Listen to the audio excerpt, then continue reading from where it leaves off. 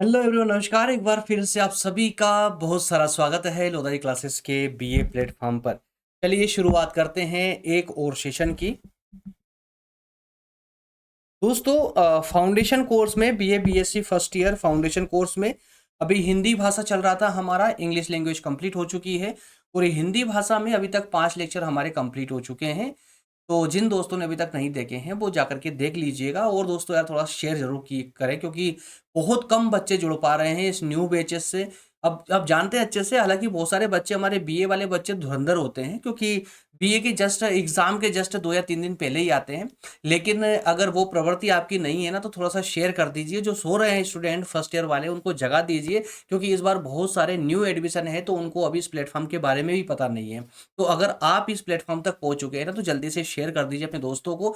जो भी आपके फ्रेंड सर्कल में हो, जो भी आपके ग्रुप में हो, जो भी आपके व्हाट्सएप कॉन्टेक्ट पर हो, उनको शेयर जरूर कर दें। क्योंकि मैं यहाँ पर सिर्फ आपको फाउंडेशन कोर्स ही नहीं दोस्तों, बल्कि ऑल सब्जेक्ट जितने भी आपके मेजर माइनर एमडीसी वोकेशनल सारे सब्जेक्ट में इस न्यू बैच के तहत कवर करने वाला हूं। और अब तक आपको शायद पता नहीं होगा, फर्स्ट ईयर वाले बच्चे आप, इसलिए अभी तक मैं 80 सब्जेक्ट, यूट्यूब का इतिहास है दोस्तों। यूट्यूब पर जो आपके स्नातक वाली जो भी क्लासेस हैं यूट्यूब पर, एक भी ऐसा कोई चैनल नहीं है जहां पर मतलब 80, लगभग 80 सब्जेक्ट भी कोई पढ़ा रहा हो, कोई एक बंदा पढ़ा चुका हो। मैं यहाँ पर 80 सब्जेक्ट आप लोगों को अब तक पढ़ा चुका हूँ, लेकिन उन सबको हटा करके न्यू बैच में फिर से मैं एक सब्जेक्ट लेकर के आ रहा हूँ, जिसमें लगभग 30 से 40 सब्जेक्ट आप मात्र फर्स्ट ईयर वाले बच्चों के होने वाले हैं। और इतना ही नहीं, सेकेंड ईयर थर्ड ईयर तक भी मैं आपके साथ बना रहूंगा। थर्ड ईयर तक मैं आपको ऑल सब्जेक्ट प्रोवाइड करने वाला हूँ, वो भी फ्री ऑफ कॉस्ट, कोई चार्ज नहीं रहता इन सब क्लासेस का। क्लियर है? तो दोस्तों, जितना जल्दी हो सके शेयर जरूर कर दे अपने दोस्तों के साथ में। और आज के दो सेशन में लेक्चर नंबर 6 में आज हम डिस्कस करने जा रहे हैं शतरंज के खिलाड़ी मुंशी प्रेमचंद जी के द्वारा लिखित।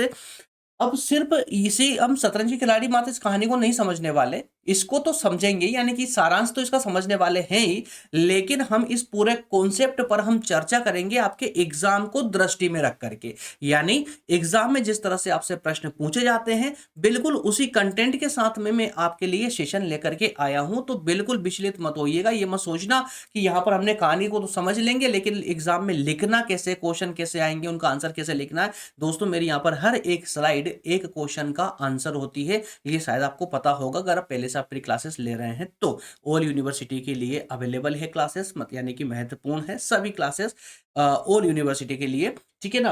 और इसके अलावा आप जो है, अगर आपका एमए कर रहे हैं तो एमए में भी जो है मैक्सिमम बच्चों के फाउंडेशन में सिलेबस होता है, तो उसमें भी आप कवर कर सकते हैं इसको। चलिए फिलहाल बढ़ेंगे अगली सेशन की ओर। यहाँ पर ये देख सकते हैं मेरे द्वारा यूट्यूब पर जो क्लासेस लॉन्च की गई है, 80 से ज्यादा सब्जेक्ट में अब तक लॉन्च कर चुका हूं, जो कि टोटल फ्री है।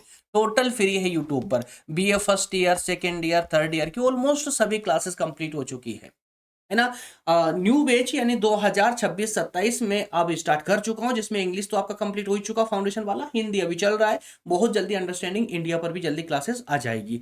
इस सब के अलावा दोस्तों, अगर बात करें कंप्लीट पीडीएफ कोर्स की, अगर आप कंप्लीट पीडीएफ कोर्स लेना चाहते हैं जो हमारे द्वारा प्रोवाइड किया जा रहा है, तो उसके लिए हाँ, एक छोटा सब्सक्रिप्शन जरूर होता है, लेकिन वो एक ऐसा कंप्लीट पीडीएफ कोर्स होता है जिसके अगर आप उसको पढ़ लेते हो ना, तो उसके बाद आपको बाहर से कुछ भी पढ़ने की जरूरत नहीं पड़ती है। और बहुत कम कंटेंट में यहाँ पर देता हूँ, और सटीक कंटेंट होता है जो एग्जाम में उससे बाहर भी नहीं जाता है।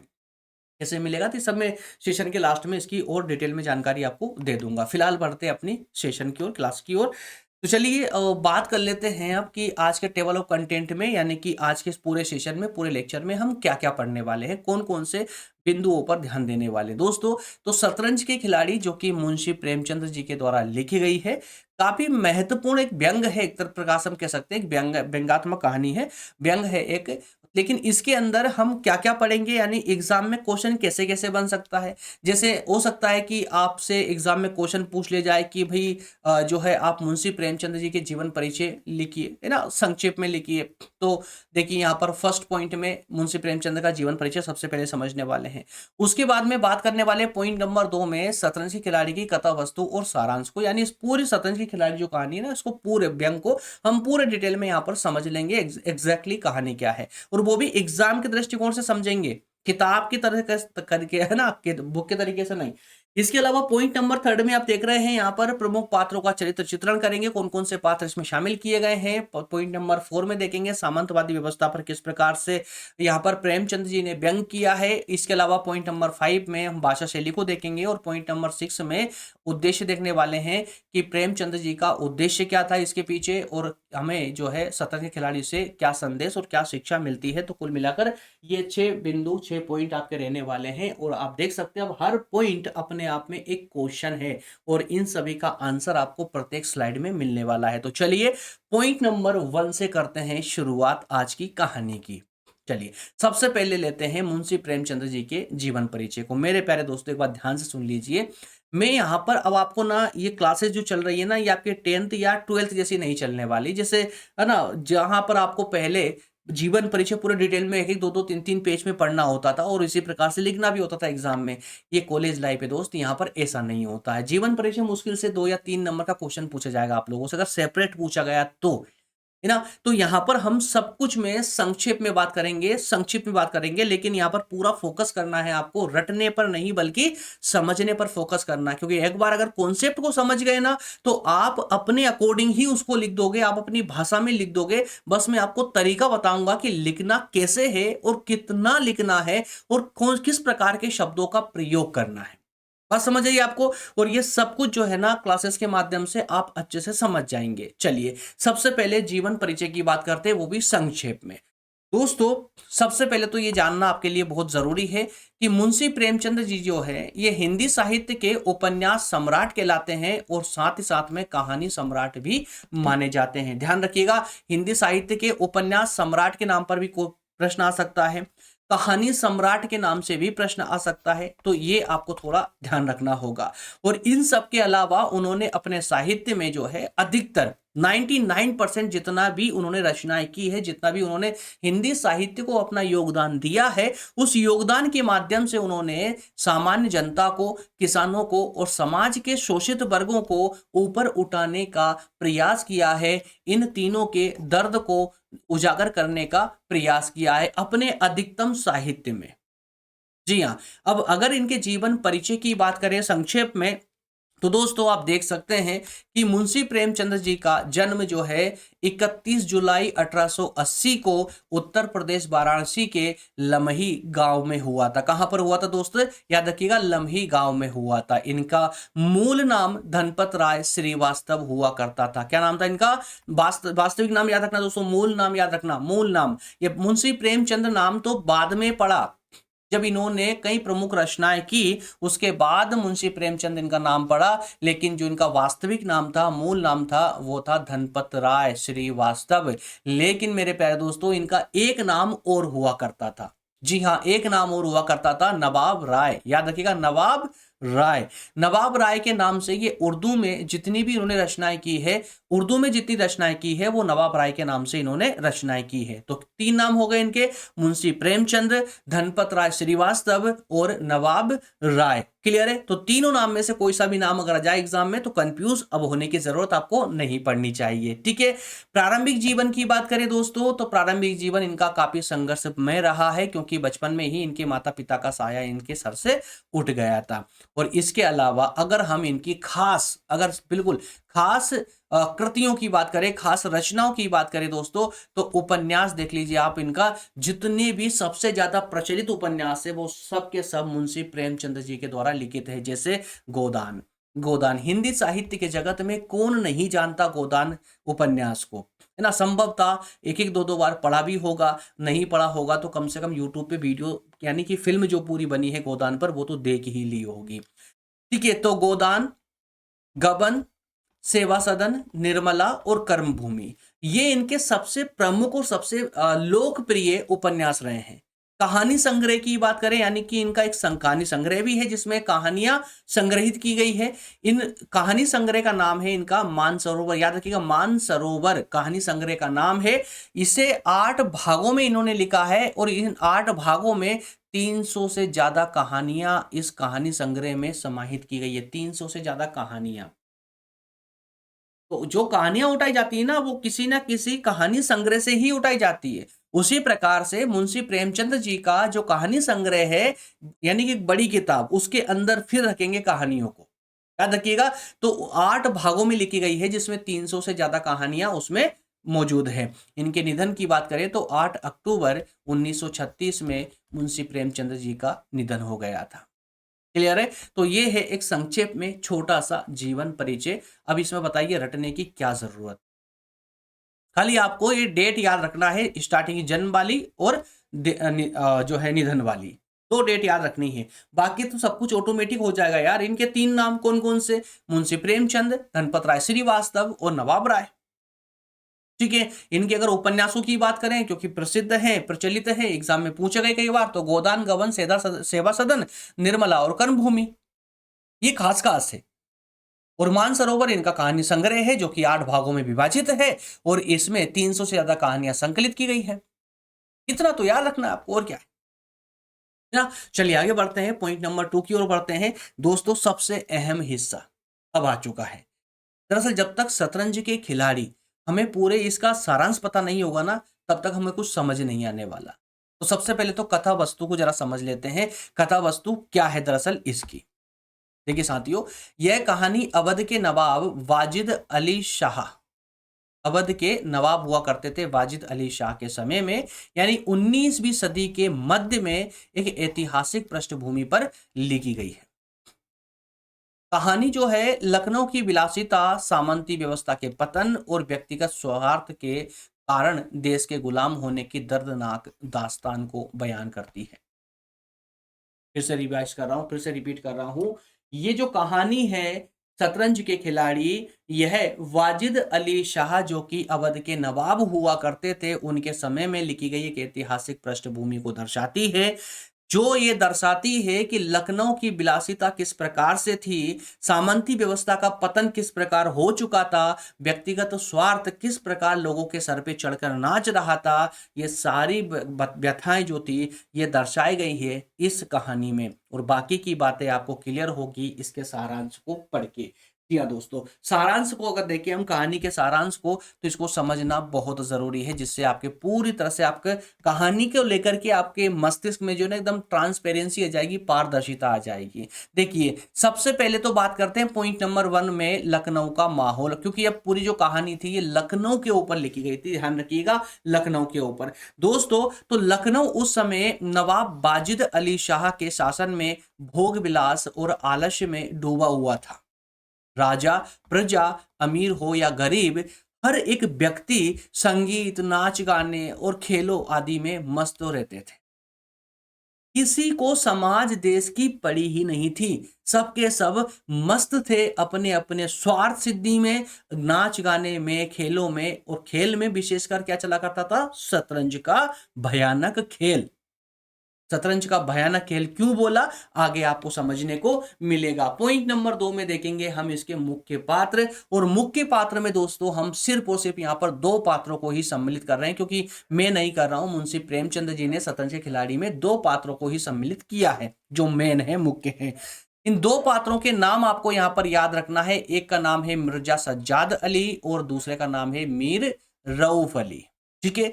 आगे इस पूरी कहानी में हम दोनों को, एक को मिर्जा सज्जाद अली को मिर्जा के नाम से संबोधित करेंगे, और उसके बाद में मीर रऊफ अली को मीर के नाम से संबोधित करेंगे। तो उम्मीद करूंगा कि आप लोग कंफ्यूज नहीं होंगे। ठीक है।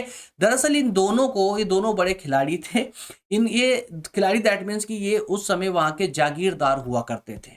इन्हें बिना किसी मेहनत के राज्य से पेंशन मिल जाया करती थी, लगान मिल जाया करती थी। और दोनों को शतरंज की भयंकर लत पड़ चुकी थी, हैबिचुअल हो चुके थे शतरंज के। ठीक है। इसके बाद में हम बात करने वाले हैं पॉइंट नंबर 3 के अंतर्गत। देखें तो पारिवारिक उपेक्षा से किस प्रकार से ग्रसित हुए थे। दरअसल दोनों दिन रात, दोनों कौन कौन, मिर्जा और मीर, दोनों ही दिन रात केवल शतरंज खेलते थे। मिर्जा की पत्नी अपने पति की इस आदत से पूरी तरह से यानी कि नफरत करती थी, सख्त रूप से नफरत करती थी। और एक दिन उनकी पत्नी यानी मिर्जा की पत्नी ने गुस्से में आकर के शतरंज की जो मोहरें हैं उनको घर से बाहर फेंक देती है। इसके बाद दोनों मिर्जा और मीर दोनों घर छोड़ करके पास की एक वीरान पड़ी मस्जिद में जाकर के शतरंज का खेल जमा लेते हैं, शतरंज खेलने लगते हैं। उसके बाद जो होता है, ध्यान से सुनिएगा दोस्तों, उसके बाद दरअसल अंग्रेजों का आगमन होता है। जबकि जिस वीरान मस्जिद में ये दोनों खिलाड़ी शतरंज खेल रहे थे, वो नगर के प्रवेश द्वार के पास ही हुआ करती थी, यानी कि नगर में किसकी एंट्री हुई है, किसका एग्जिट हुआ है, ये सब इनको नजर आता था। इसी बीच में ईस्ट इंडिया कंपनी यानी अंग्रेजों की सेना अवध पर कब्जा करने के लिए लखनऊ में प्रवेश करती थी, यानी करती है, और नवाब वाजिद अली शाह को बंदी बना करके अपने साथ ले जाती है। इतना कुछ हो जाता है, लेकिन पूरे नगर में, पूरे अवध में कोई एक भी व्यक्ति नहीं था जो राजा की तरफ बोल सके, अपने देश की तरफ बोल सके, और जो जागीरदार थे, जो राज्य की सुरक्षा के लिए नियुक्त किए गए थे, वो शतरंज के खेल में मग्न थे। उसके बाद में दोस्तों आप देखेंगे इस कहानी के माध्यम से प्रेमचंद जी ने बताने का प्रयास किया है कि किस प्रकार से उस समय अवध में से, अवध का तो एक उदाहरण लिया है, बल्कि पूरे देश का यही हाल था। तो देशभक्ति का किस प्रकार अभाव था। जब अवध के नवाब को बंदी बनाया जा रहा था, तब लखनऊ की जनता और ये दोनों जागीरदार अपने नवाब या देश की रक्षा के लिए जरा से भी आगे नहीं आए। मिर्जा और मीर मस्जिद में बैठ करके चुपचाप सेना को गुजरते देखते रहे और अपनी बाजी चालों में लगे रहे। इसके बाद में शतरंज का अंत होता है और त्रासदी की अब कहानी सुनिए। दरअसल कहानी के अंत में मुंशी प्रेमचंद जी ने शतरंज खेलते खेलते दोनों के बीच एक चाल को लेकर के मामूली सी बहस को बताया है, लेकिन ये मामूली बहस यही नहीं रुकती है, बात व्यक्तिगत स्वाभिमान पर आ जाती है दोनों के। अब ये स्वाभिमान किस प्रकार का हो गया सोचिए। इस स्वाभिमान के नाम पर यहां पर जो है, प्रेमचंद जी ने यहां पर स्वाभिमान के नाम पर एक तंज कसा है, एक तंज कसा है उस समय की सामाजिक व्यवस्था पर, सामंतवादी व्यवस्था पर।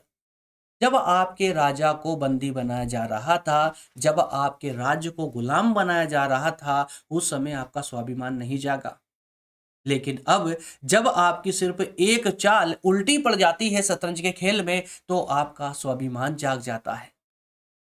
दरअसल जो दोनों जागीरदार अपने देश और नवाब के लिए एक उंगली तक नहीं हिला सके, वे अपने खेल के झूठे स्वाभिमान के लिए तलवारें निकाल लेते हैं और एक दूसरे को मार डालते हैं।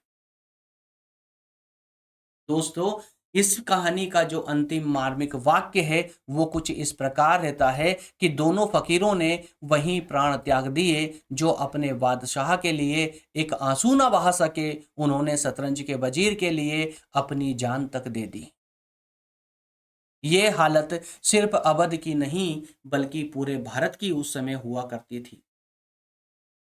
आगे बढ़ते हैं दोस्तों, और अब बात करेंगे पॉइंट नंबर 3 में प्रमुख पात्रों का चरित्र चित्रण की। और प्रमुख पात्रों में भी दोस्तों हम इन दोनों ही पात्रों पर उंगली उठा रहे हैं और दोनों ही पात्रों की हम यहाँ पर भी बात करने वाले हैं। ये स्लाइड लाने की कोई जरूरत नहीं थी, लेकिन अब चूंकि एग्जाम है आप लोगों का, एग्जाम में लिखोगे कैसे, क्या लिखोगे, तो उसके लिए प्रत्येक भी, जैसा मैंने आपसे कहा था कि प्रत्येक स्लाइड, प्रत्येक पॉइंट आपके लिए एक प्रश्न का उत्तर होने वाला है, इसलिए मैंने इन सभी को सम्मिलित किया है। दोस्तों, दोनों जवान मीर सज्जाद अली और, माफ कीजिएगा, मिर्जा सज्जाद अली और मीर रऊफ अली, दोनों पात्र अवध के पतनशील सामंती समाज के प्रतीक माने गए हैं। पतनशील समाज के प्रतीक माने, पतनशील सामंती समाज के प्रतीक माने गए हैं। उनकी कुछ विशेषताएं कुछ इस प्रकार थी, सुनिए जरा। अकर्मण्य और आलसी, दोनों के पास जीवन का कोई लक्ष्य नहीं था। वे समाज या देश के प्रति अपनी जिम्मेदारियों से पूरी तरह बेखबर थे। शतरंज के प्रति पागलपन देखने को मिला उनमें। खेल उनके लिए मनोरंजन नहीं बल्कि एक लत बन चुका था। पारिवारिक दुख या देश का संकट कुछ भी उनको शतरंज से दूर नहीं कर सका। वहीं साथियों, कायरता और झूठा अभिमान, जो कि आप लोगों ने अभी भी थोड़ी देर पहले देखा। एक सेकंड, इसको इरेज कर देते हैं। कायरता और झूठा अभिमान, कायरता की बात करें तो जब देश और राजा संकट में होते हैं तो वे छिप कर के भाग जाते हैं। और झूठा अभिमान, झूठा स्वाभिमान, जब खेल में मोहरा कटता है या एक दूसरे पर कोई व्यक्तिगत टिप्पणी की जाती है तो उनका सामंती अहंकार जाग उठता है और वे आपस में लड़ मरते हैं। ये इनकी कायरता और झूठा स्वाभिमान, इसे छद्म स्वाभिमान कहा जाता है। और अब चर्चा करने वाले हैं यहाँ पर सामंती व्यवस्था की पर व्यंग की, सामंती व्यवस्था पर व्यंग की। जी हाँ, यहाँ पर प्रेमचंद जी ने सामंती व्यवस्था पर किस प्रकार से व्यंग कसने का प्रयास किया है शतरंज के खिलाड़ी कहानी के माध्यम से, ये यहाँ पर जानने का प्रयास करेंगे। दरअसल प्रेमचंद जी ने इस कहानी के माध्यम से भारत की तत्कालीन सामंती व्यवस्था और राजा महाराजाओं की अयोग्यता पर प्रहार किया है। कैसे?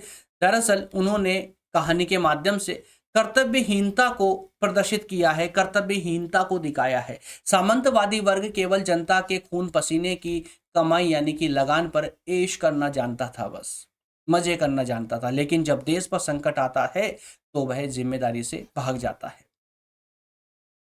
इतना ही नहीं, पतनशील संस्कृति को भी इसमें यानी इस कहानी के माध्यम से उकेरने का प्रयास किया है। कहानी यह दिखाती है कि कैसे भोग विलास और खेलों की लत ने पूरे समाज को अंदर से खोखला कर दिया है।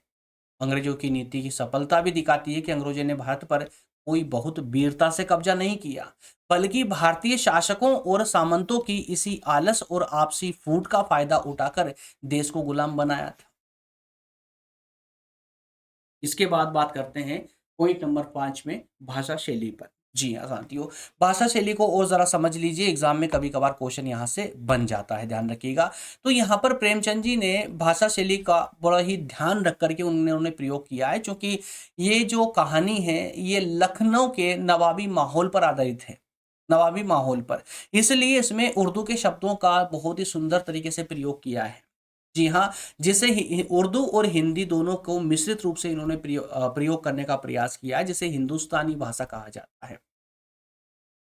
जैसे बात बात में जैसे मात देना है ना, वजीर या जागीरदार, बदजात या बाजी, ऐसे कुछ कहानी में ऐसे कुछ शब्दों का प्रयोग उन्होंने किया है, जो बहुत ही मतलब एक कलेक्शन है अच्छे उर्दू शब्दों का।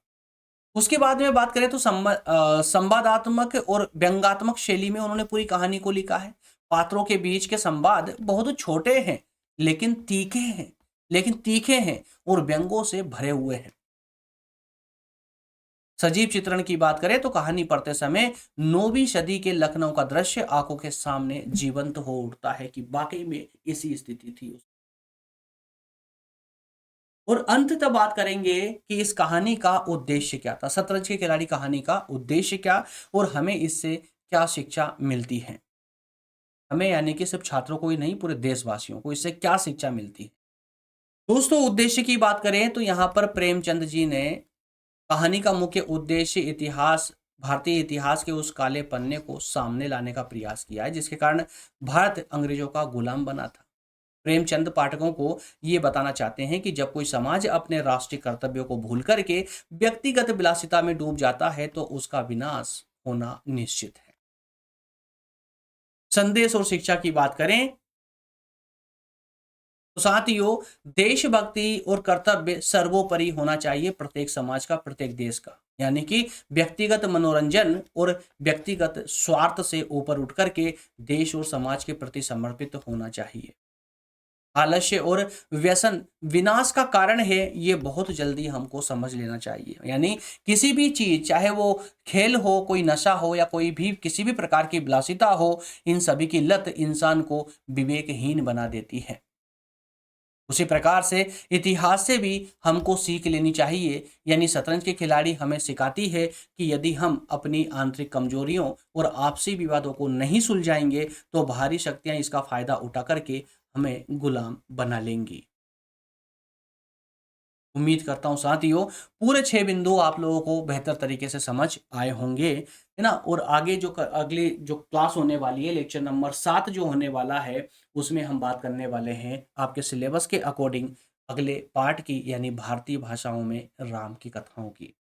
भारतीय भाषाओं में राम आपका ये अगला टॉपिक है आपके सिलेबस के अकॉर्डिंग, और अगले टॉपिक पर क्लास मूव होगी कल इसी टाइम पर इसी समय। जिन दोस्तों ने अभी तक अपने साथियों को शेयर नहीं किया है लेक्चर, जल्दी से शेयर कर दीजिए और क्लास को लाइक जरूर कर दें अगर आप अगली क्लास का नोटिफिकेशन चाहते हैं तो, क्योंकि नोटिफिकेशन तभी मिलते हैं जब आप चैनल को सब्सक्राइब कर लेते हैं और घंटी को भी बजा लेते हैं और साथ में वीडियो को लाइक करते रहते हैं। जब लाइक करते रहते हैं तो यूट्यूब समझ जाता है कि सामने वाले व्यक्ति को क्लास की जरूरत है, तो कंटिन्यू क्लास की लिंक आप तक आती जाती है। तो इसलिए गलती बिल्कुल ना करें कि आप सब्सक्राइब करना छोड़ दें या भूल जाएं, ऐसा नहीं होना चाहिए। लाइक कर दीजिए और अपने दोस्तों के साथ जो भी फर्स्ट ईयर में है उन्हें शेयर जरूर कर दें। मिलेंगे कल वाले सेशन में। और इसके अलावा दोस्तों सेशन को लाइक करने के अलावा सब्सक्राइब करके जरूर जरूर जरूर जाइएगा, क्योंकि थर्ड ईयर तक मैं आप लोगों के साथ में बना हुआ हूं। अच्छा, कंप्लीट पीडीएफ कोर्स की मैंने आपसे बात की थी, इसमें बताया था सब्सक्रिप्शन 399 का कंप्लीट कोर्स अगर आपको चाहिए फर्स्ट ईयर का, तो यहाँ पर आप जो है 399 के सब्सक्रिप्शन अमाउंट पर आप कंप्लीट पीडीएफ कोर्स जो हमारे द्वारा एक अच्छे से तैयार किया गया है, जिसमें आपके सारे सब्जेक्ट सम्मिलित हैं, पीडीएफ के रूप में अलग अलग सब्जेक्ट के रूप में मिलेंगे, जिन्हें आप चाहें तो प्रिंट आउट निकला करके हार्ड कॉपी भी बनवा सकते हैं। आप जहां जो मतलब अगर आप मोबाइल या कंप्यूटर में पढ़ना चाहते हैं तो मोबाइल या कंप्यूटर में पढ़िए, और अगर आप प्रिंट आउट निकलाना चाहें तो प्रिंट आउट भी निकला सकते हैं। 399 के सब्सक्रिप्शन अमाउंट पर आपको कंप्लीट पीडीएफ कोर्स अवेलेबल हो जाता है। कैसे मिलता है दोस्तों, तो इस पेज का स्क्रीनशॉट लेकर के इस नंबर पर व्हाट्सअप कर देते हैं तो आपको सारी जानकारी व्हाट्सएप पर अवेलेबल हो जाती है, व्हाट्सएप पर बता दी जाता है। मिलेंगे अगले सेशन में। सेशन अच्छा लगा हो तो लाइक जरूर कर दें, सेशन को सब्सक्राइब करके जुड़ जरूर जाइए हमारे साथ में। मिलेंगे कल वाले सेशन में, तब तक के लिए नमस्कार, जय हिंद।